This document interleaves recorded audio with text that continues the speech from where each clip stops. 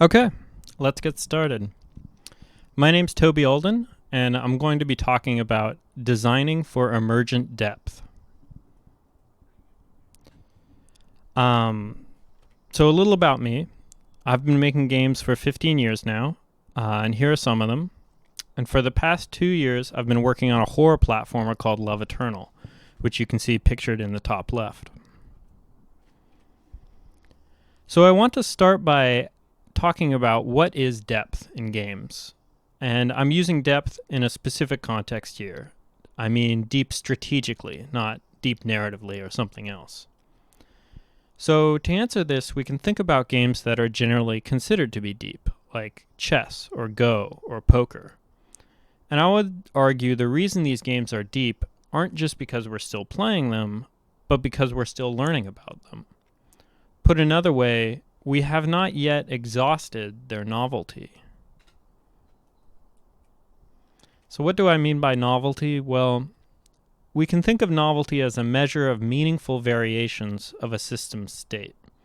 So in the example I have here, if a traffic light is a system, it has 3 meaningful variations. The light is red, the light is green, the light is yellow. And for games, I want to emphasize that this is different from just the total number of possible games, which is more of just a math problem. What makes a variation meaningful is a fuzzier metric because it's subjective. But for games, one way to think about it is a variation is meaningful if the player has to approach it differently to succeed. So deep games have a lot of meaningful variations. They require their players to adapt to novel situations. But remember, we're not just talking about depth, but emergent depth. If we look at the games I mentioned at the start, Go, chess, and poker, we can see that none of the novel situations that appear in these games were placed there by their designer. Instead, they emerge organically through gameplay.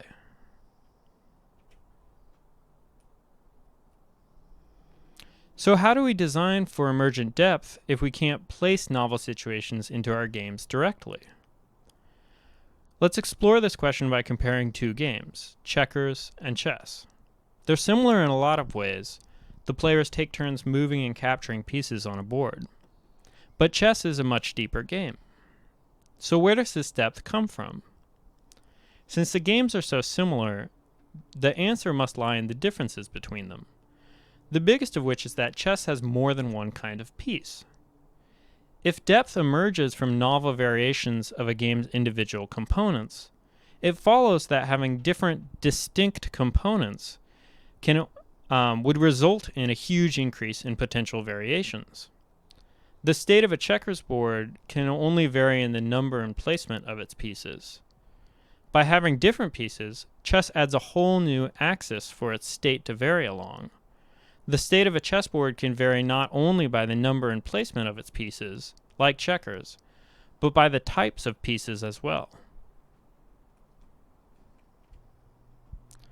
And it's worth noting that while the movement of each chess piece is as simple as the movement of a checkers piece, each one is distinct from one another in how they move. Put another way, they are meaningfully different variations of each other, which suggests a direct relationship between the novelty of a game's individual components and the larger novelty that emerges from their interactions. So from these observations, how do we design a game with the intent of giving it emergent depth? And the first thing that's important to acknowledge when we ask this question is that it's impossible to explicitly design. You can't predetermine the outcome of an emergent system because if you could, it wouldn't be emergent.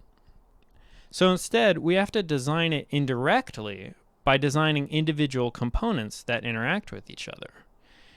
And the hope is, if the individual components are distinct from one another, their interactions will be more prone to generating novelty, creating emergent depth.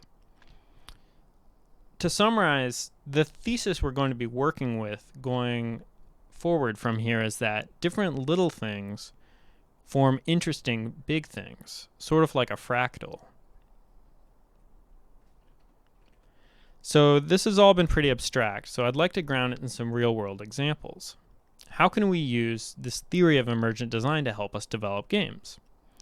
To answer this, I want to quickly show how I used it to design one of my own games, Memory. So Memory is a game where you play as an archer descending an abandoned city. It's a roguelike, which means the levels and placement of enemies are different every time you play. Since emergent design is about having distinct individual components, let's start by identifying what those components are. In Memory, they can be broken into the main character, the enemies, and the level. For the sake of time, I'm not really going to talk about the main character, except to say that since it's the means by which the player will navigate the novel situations that emerge from our design, I tried to give them a moveset that was both expressive and adaptable, so they can run fast, climb up walls, change directions in midair, and so on, in order to ensure the player has a lot of options for dealing with the different obstacles that will come up. And if you're interested in how I've implemented that, I've given another talk on platformer physics for PIGSquad that you can check out on their YouTube channel. Again, I'm not going to spend much time talking about levels or how I generate them, since, again, I've already described the technique in another talk for PIGSquad. But I will say that it also leans into this principle for emergent design we discussed earlier about maximizing meaningful difference. That is, I try to generate levels that are different from each other in ways that will have a big impact on how the player and enemies navigate them. So that leaves the enemies, which is what I want to really get into, because I think they're the clearest example of how we can apply this principle of creating individual components that are distinct from one another. So in order to think about how we can make them distinct from one another, first we should figure out what fundamental qualities they all share. That is, what it is that makes them an enemy in the first place. In Memory, I decided on two. The first is that they should threaten space around them. I borrowed this idea from chess and its different pieces, but the concept of threatening space over time is a very useful abstraction for a lot of video games. Fighting games in particular are all about this. The second quality is they should interact with the level and the main character. This one's about trying to increase the chances of interesting interactions happening between our enemies and the game's other components, with the hope, again, of causing novel situations to emerge. So now that we've established these fundamental qualities, designing distinct enemies is just a matter of having them express these qualities in ways that are different from one another. So now I'll just quickly step through each enemy and show you exactly how I did that.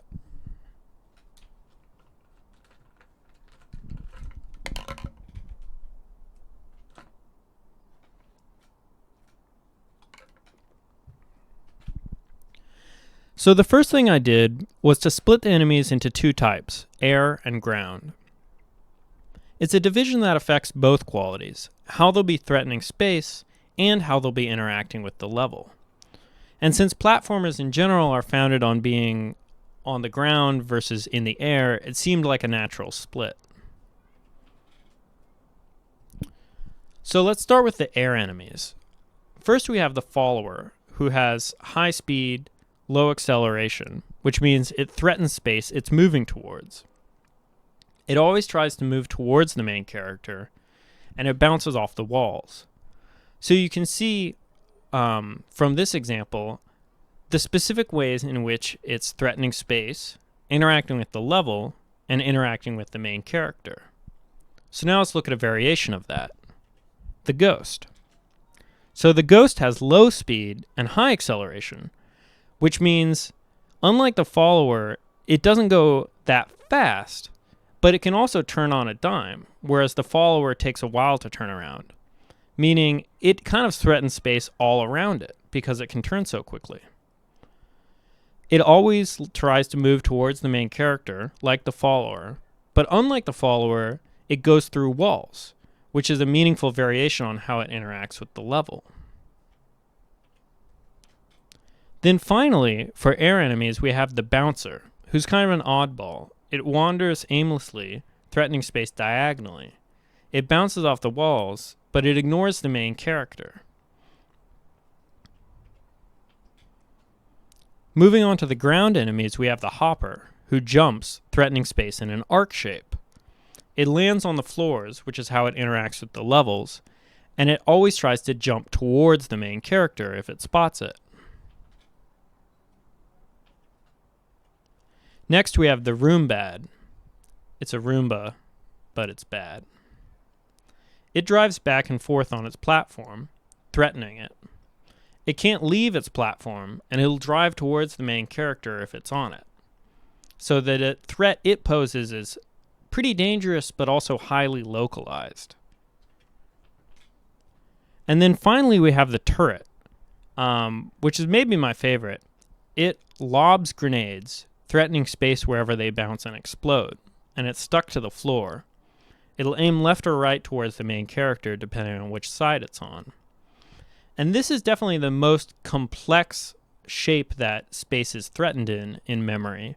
You can see that it threatens it in kind of this zigzagging path wherever the grenade hits a wall or a floor, meaning it has a high degree of variation with the level. It really is coupled strongly with it. And then at the end of this tail, it has a long circular space that's threatened when the grenade explodes. So this is one of, I think, the most rich novel-generating variations of an enemy in the game. And so the hope is you put all these things together and novelty will emerge. Interesting situations will arise. And you can see in the GIF one example of this happening. The player drops down a shaft at the top of the screen and lands between two different enemies. And there are two different enemies that create this complex situation that the player has to assess really rapidly.